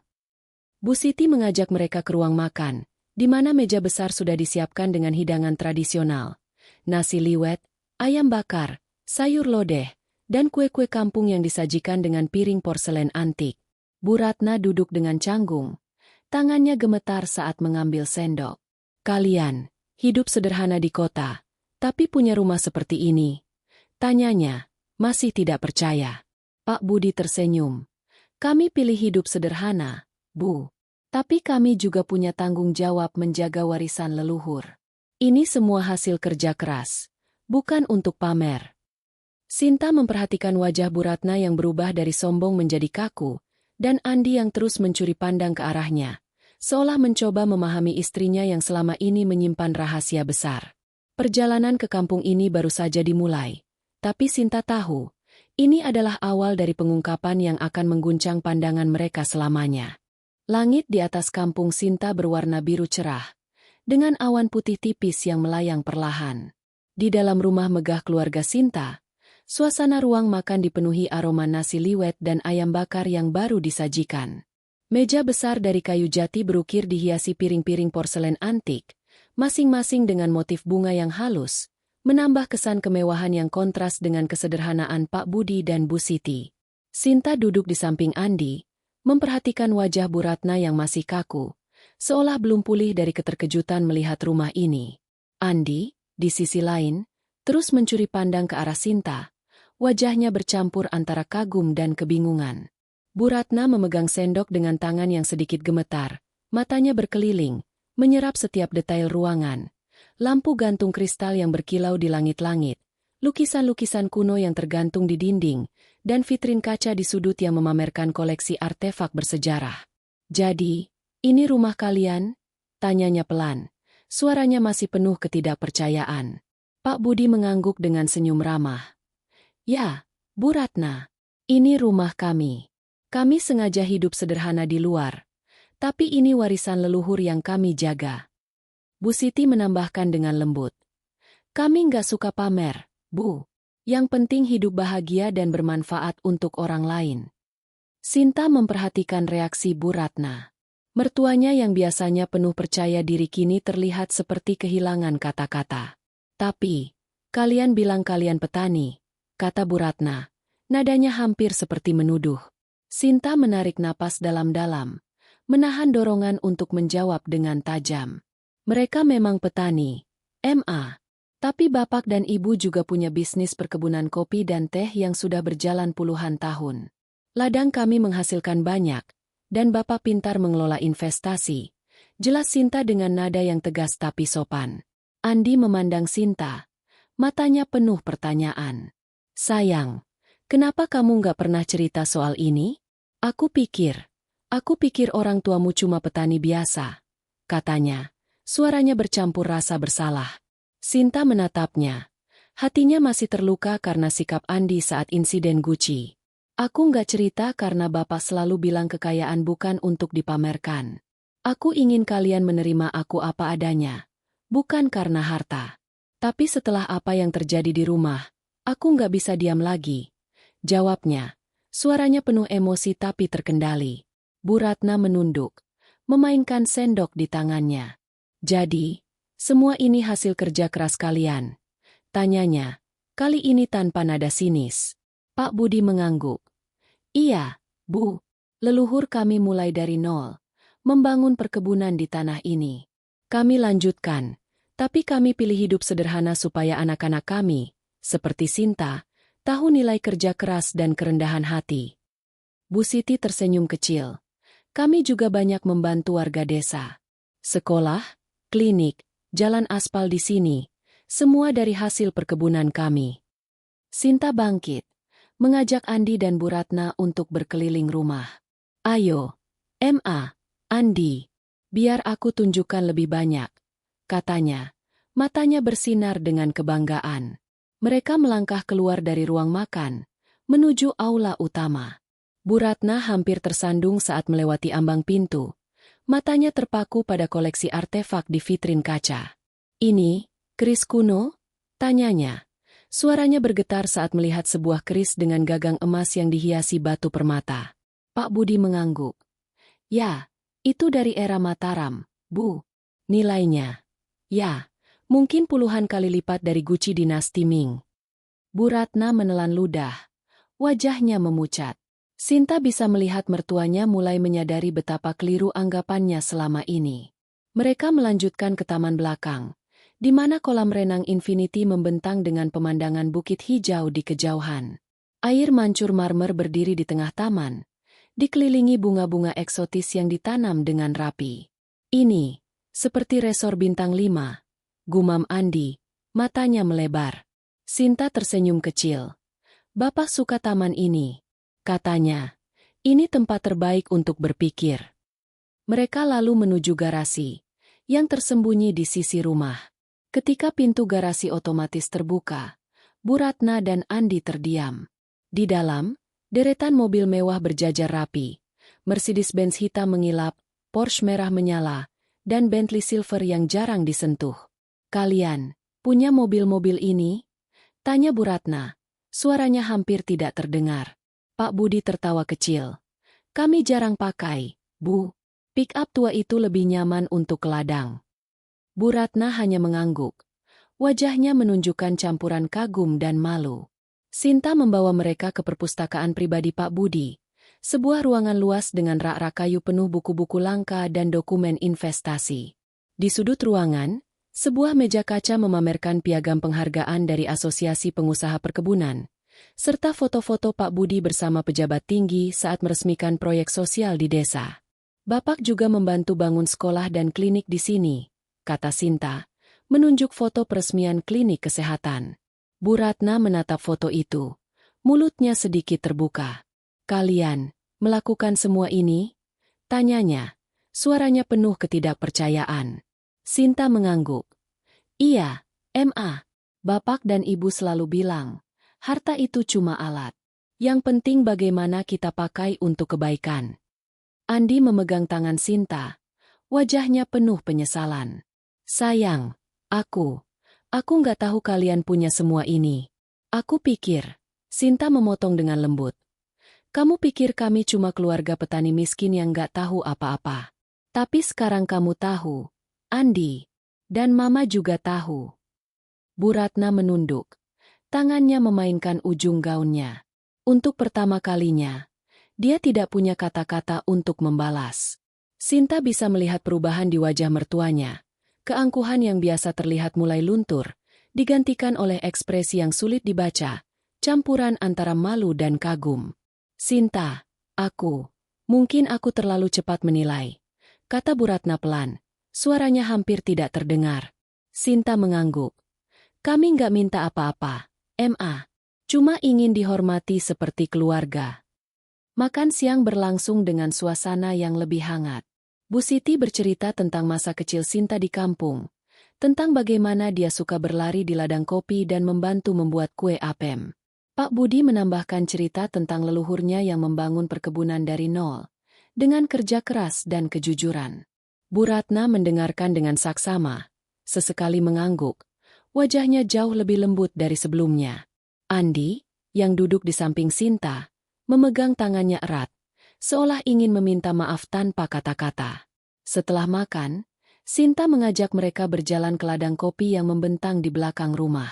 Pekerja-pekerja lokal menyapa Pak Budi dengan hormat, Beberapa di antaranya menceritakan bagaimana beasiswa dari keluarga Sinta membantu anak-anak mereka sekolah. Bu Ratna mendengar dengan diam. Wajahnya menunjukkan keterkejutan yang semakin dalam. "Kalian banyak membantu orang di sini," katanya pelan. Pak Budi tersenyum.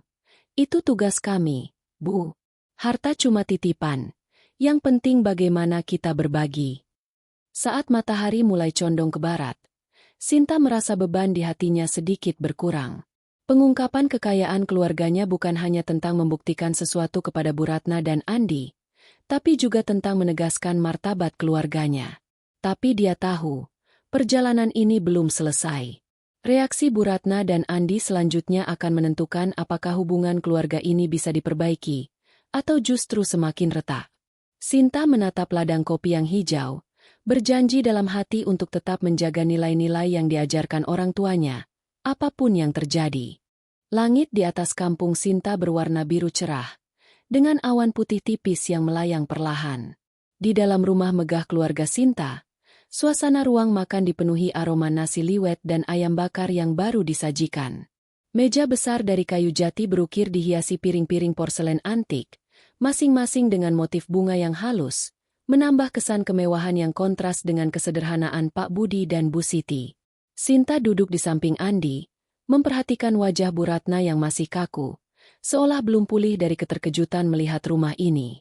Andi, di sisi lain, terus mencuri pandang ke arah Sinta, wajahnya bercampur antara kagum dan kebingungan. Bu Ratna memegang sendok dengan tangan yang sedikit gemetar, matanya berkeliling, menyerap setiap detail ruangan.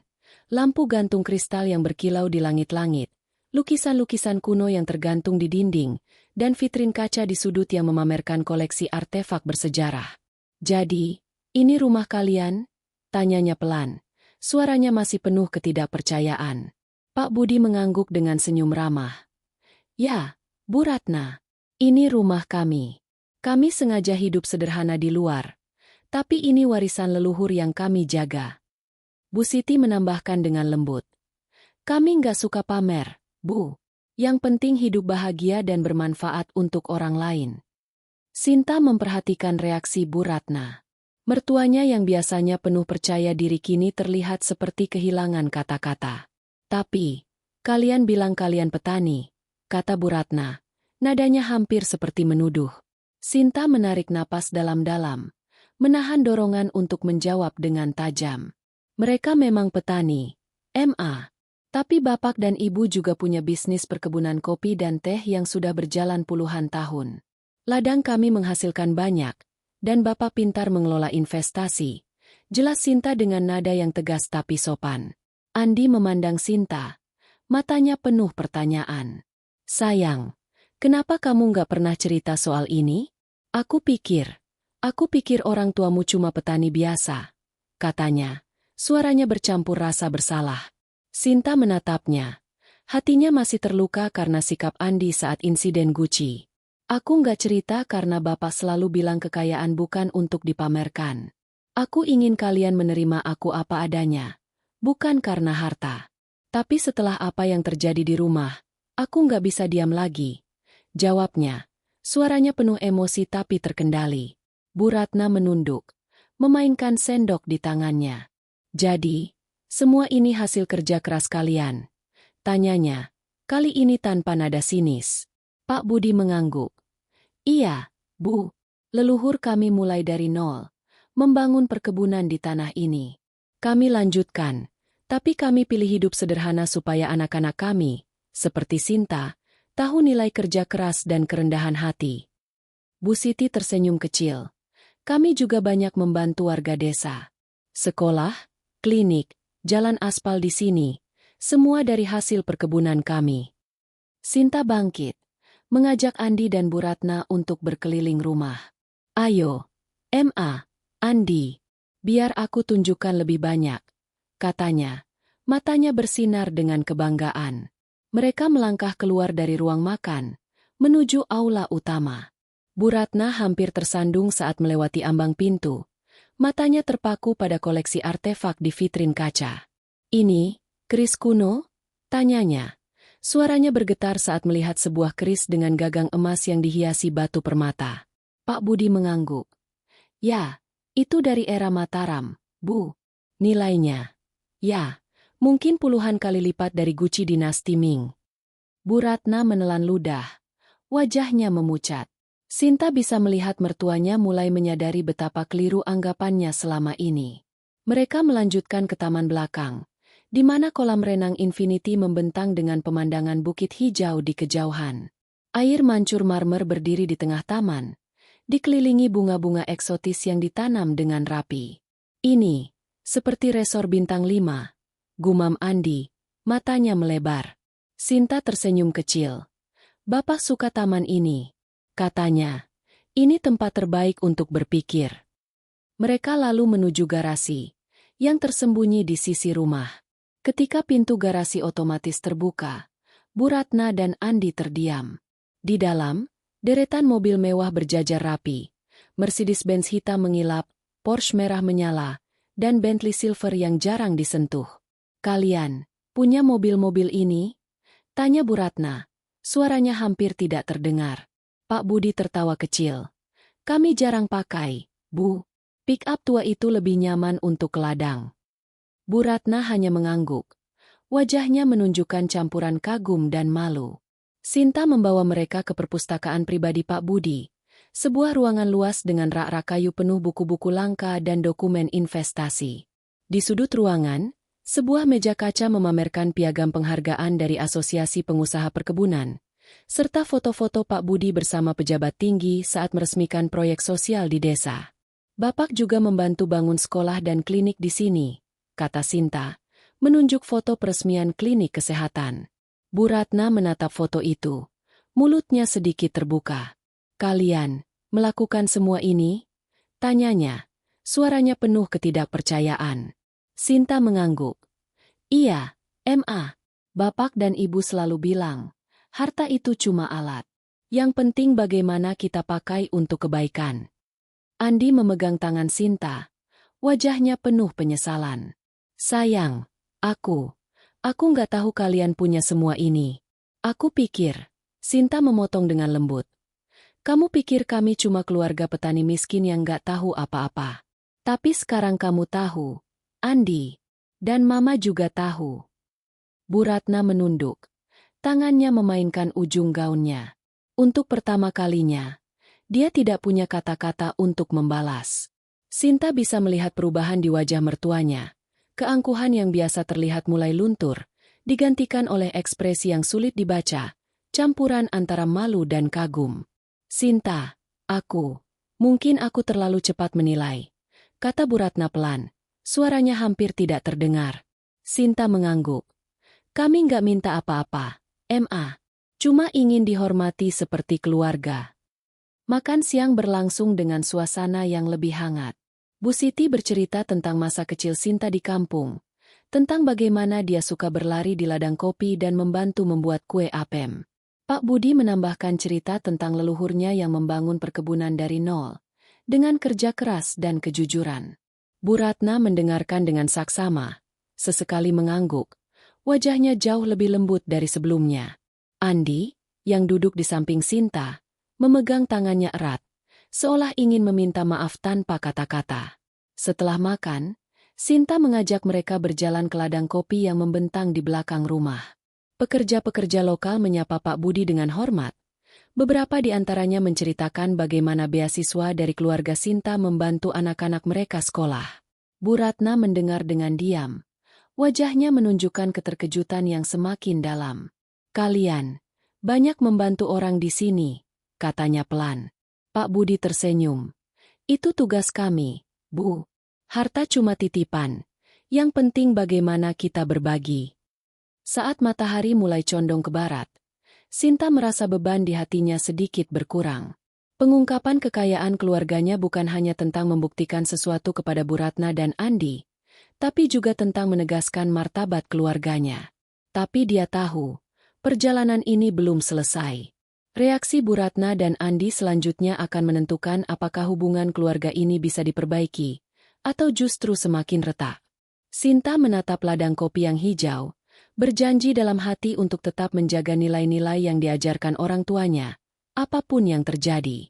Sore itu, matahari mulai merunduk di cakrawala, mewarnai langit kampung dengan semburat oranye dan merah muda. Angin sepel-sepel membawa aroma tanah basah dari ladang kopi yang membentang di belakang rumah keluarga Sinta. Di teras belakang, Sinta, Andi, Bu Ratna, Pak Budi, dan Bu Siti duduk mengelilingi meja kayu jati, menikmati teh hangat dan kue apem buatan Bu Siti. Suasana terasa lebih hangat dibandingkan pagi tadi, tapi Sinta bisa merasakan ketegangan yang masih tersisa, seperti benang tipis yang bisa putus kapan saja. Bu Ratna, yang biasanya penuh dengan komentar sinis, kini lebih banyak diam. Matanya sesekali melirik ke arah taman luas dengan air mancur marmer yang berkilau di bawah sinar senja. Sinta memperhatikan perubahan kecil dalam sikap mertuanya. Tidak ada lagi nada meremehkan, tapi juga belum ada tanda-tanda permintaan maaf yang tulus. Andi, di sisi lain, tampak lebih terbuka. Dia memegang tangan Sinta di bawah meja, jari-jarinya menggenggam erat, seolah ingin meyakinkan bahwa dia menyesali sikapnya sebelumnya. Saya mungkin terlalu cepat menilai kalian, kata Bu Ratna tiba-tiba. Suaranya pelan, hampir seperti berbisik. Semua mata tertuju padanya. Pak Budi dan Bu Siti saling pandang. Lalu Pak Budi tersenyum ramah. Tidak apa-apa, Bu Ratna. Kami mengerti. Kadang orang punya anggapan sendiri soal orang lain. Yang penting sekarang kita bisa duduk bersama seperti ini, katanya. Suaranya penuh kehangatan. Bu Siti menambahkan, kami cuma ingin Sinta bahagia. Kalau ada salah, kami minta maaf, terutama soal Guci itu. Sinta menahan napas, menunggu reaksi Bu Ratna. Mertuanya menunduk, memainkan cangkir teh di tangannya. Saya yang seharusnya minta maaf, kata Bu Ratna. Suaranya masih kaku tapi ada sedikit kelembutan di dalamnya. Saya terlalu emosi soal Guci itu. Saya pikir, kalian tidak akan mengerti nilai barang-barang seperti itu. Ternyata saya yang salah menilai. Kata-kata itu terasa seperti langkah besar bagi Bu Ratna, yang selama ini selalu menjaga gengsi. Sinta merasa sedikit lega, tapi hatinya masih ragu. Apakah ini tulus? Atau hanya karena Bu Ratna kaget melihat kekayaan keluarganya? Andi menekan tangan Sinta lebih erat. Aku juga minta maaf. Aku seharusnya membela bapak dan ibu waktu itu. Aku cuma gak mau bikin mama tambah marah, katanya.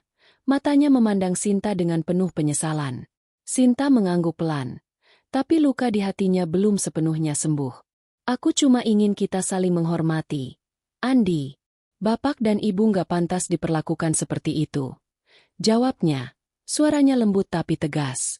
Bu Siti, yang selalu menjadi penutup celah dalam situasi canggung, mengambil sepiring kue apem dan menawarkannya. Ayo, coba lagi kuenya, Bu Ratna. Ini resep nenek saya, sederhana tapi penuh kenangan, katanya dengan senyum. Bu Ratna mengambil sepotong, menggigitnya perlahan, lalu mengangguk. Enak. Saya salah waktu bilang kue ini terlalu tradisional. Rasanya istimewa, katanya, dan untuk pertama kalinya, ada senyum kecil di wajahnya. Sinta merasa sedikit harapan muncul, tapi dia tahu rekonsiliasi ini masih rapuh. Malam itu, setelah makan malam dengan hidangan tradisional yang disajikan di ruang makan megah, Pak Budi mengajak mereka ke ruang keluarga. Ruangan itu hangat, dengan sofa besar berbalut kain tenun dan karpet Persia yang lembut. Di dinding, sebuah layar besar menampilkan foto-foto keluarga Sinta, masa kecilnya di ladang kopi, saat wisuda, dan foto pernikahan dengan Andi. Kami ingin kalian tahu, kami nggak pernah menyimpan rahasia ini untuk menipu, kata Pak Budi, suaranya tenang tapi penuh wibawa. Kami sengaja hidup sederhana supaya Sinta tumbuh dengan nilai-nilai yang benar, bukan dengan kesombongan. Bu Ratna mengangguk. Wajahnya menunjukkan perubahan yang nyata. Saya mengerti sekarang, Budi. Saya terlalu terpaku pada barang-barang dan status. Saya lupa bahwa keluarga itu lebih penting, katanya, suaranya penuh penyesalan. Sinta memandang mertuanya, mencoba mencari tanda-tanda ketidaktulusan, tapi untuk pertama kalinya, dia merasa Bu Ratna benar-benar menyesal. Andi menarik Sinta ke samping saat mereka berjalan ke kamar tamu untuk bermalam. Sayang, Aku benar-benar minta maaf. Aku nggak tahu keluargamu seperti ini, dan aku malu karena nggak membela bapak dan ibu waktu itu. Katanya, matanya penuh kejujuran. Sinta menghela napas. Aku maafin kamu, Andi. Tapi aku perlu waktu. Yang penting sekarang, kita mulai dari awal, ya? Dengan saling menghormati. Andi mengangguk, memeluk Sinta erat. Aku janji, aku akan belajar jadi suami yang lebih baik. Keesokan paginya, sebelum mereka bersiap pulang ke kota, Pak Budi mengajak Bu Ratna dan Andi ke gudang penyimpanan di sisi rumah. Di dalam, mereka melihat deretan peti kayu yang berisi artefak-artefak kuno lainnya. Guci-guci dari era kerajaan Majapahit, kain batik tulis yang dibuat oleh pengrajin legendaris, dan perhiasan emas dari leluhur Sinta. Kalau soal Guci dinasti Ming itu, Bu Ratna, kami serius akan ganti rugi. Tapi kalau boleh usul, mungkin kami bisa berikan salah satu dari koleksi ini sebagai gantinya. Kata Pak Budi, menunjuk sebuah guci kuno dengan ukiran burung phoenix yang indah. Bu Ratna menatap guci itu. Matanya melebar. Ini, jauh lebih berharga dari guci saya. Katanya, suaranya penuh kagum. Pak Budi tersenyum. Bukan soal harga, Bu. Ini soal niat baik. Kami ingin hubungan kita membaik. Bu Ratna mengangguk. Air matanya hampir jatuh. Terima kasih, Budi. Saya nggak tahu harus bilang apa lagi. Saat Van membawa mereka kembali ke kota, suasana di dalam mobil jauh lebih ringan. Bu Ratna bahkan bercanda tentang betapa dia ingin belajar membuat kue apem dari Bu Siti. Andi memegang tangan Sinta sepanjang perjalanan. Sesekali tersenyum padanya. Tapi Sinta tahu, meski rekonsiliasi ini adalah langkah besar, perjalanan mereka sebagai keluarga masih panjang. Luka dari penghinaan dan pengusiran belum sepenuhnya sembuh, dan kepercayaan harus dibangun kembali dengan waktu. Sinta menatap keluar jendela, melihat sawah hijau yang perlahan menghilang dari pandangan.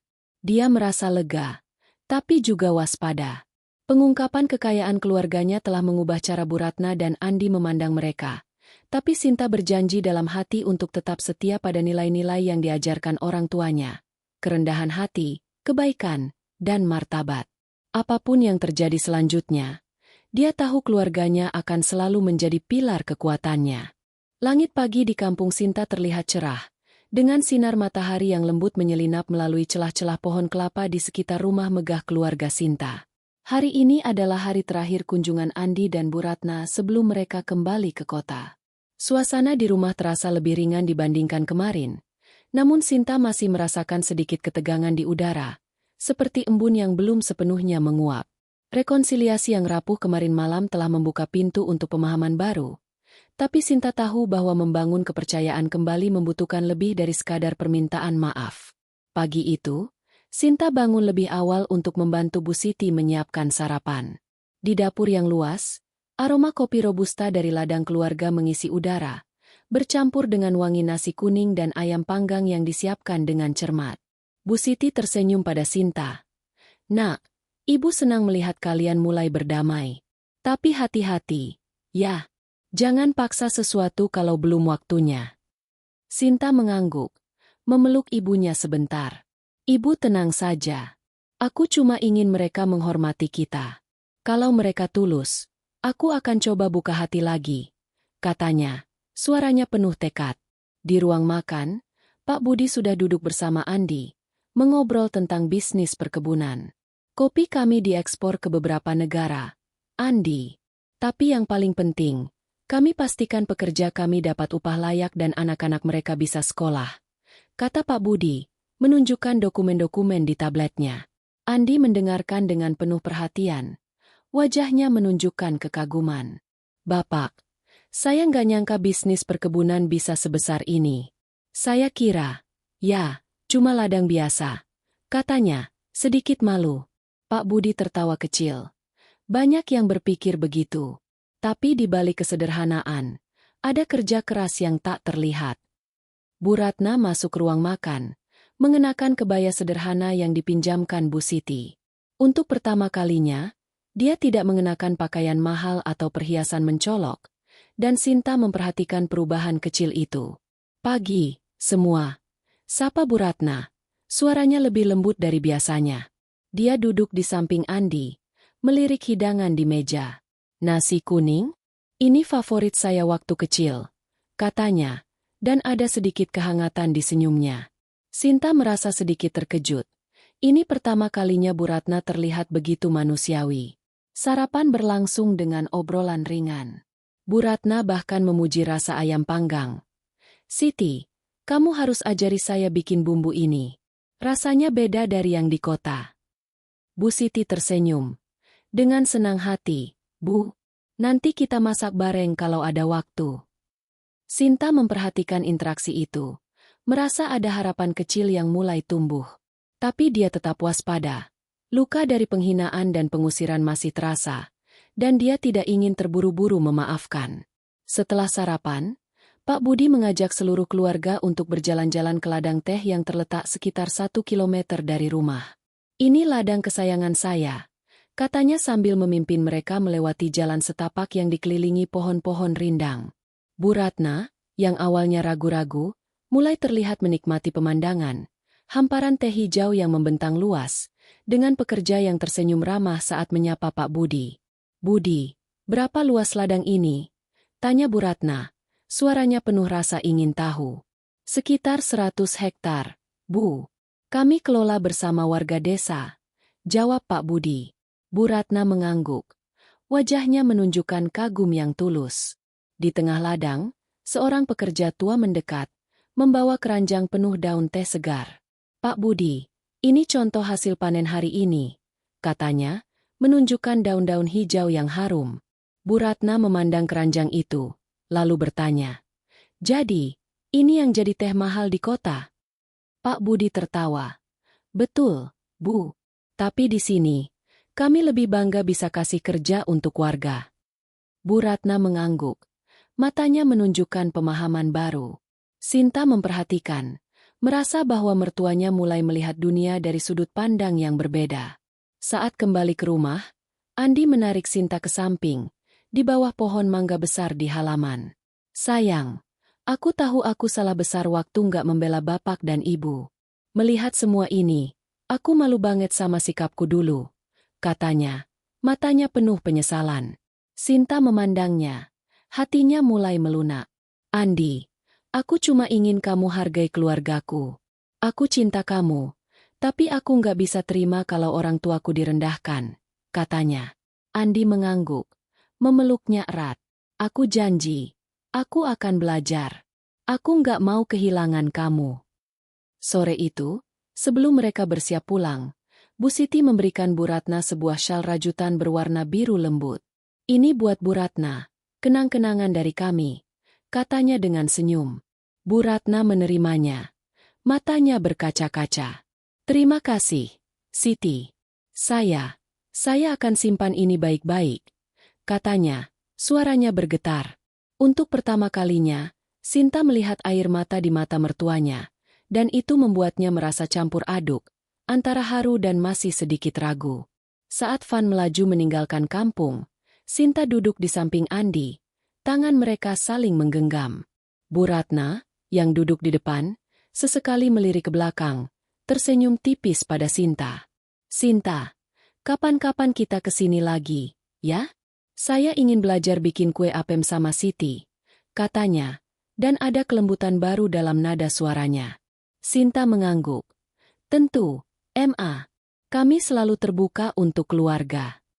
Di dalam hati, Sinta merasa perjalanan ini telah mengubah banyak hal. Pengungkapan kekayaan keluarganya bukan hanya tentang membuktikan sesuatu, tapi juga tentang membuka mata Bu Ratna dan Andi terhadap nilai-nilai yang lebih besar, kerendahan hati, kerja keras, dan kebaikan. Meski luka masa lalu belum sepenuhnya sembuh, Sinta merasa optimis bahwa keluarga mereka bisa menemukan jalan menuju kebersamaan yang sejati. Dia menatap keluar jendela, melihat kampungnya menghilang di kejauhan, dan berjanji untuk terus menjaga martabat keluarganya, apapun yang terjadi.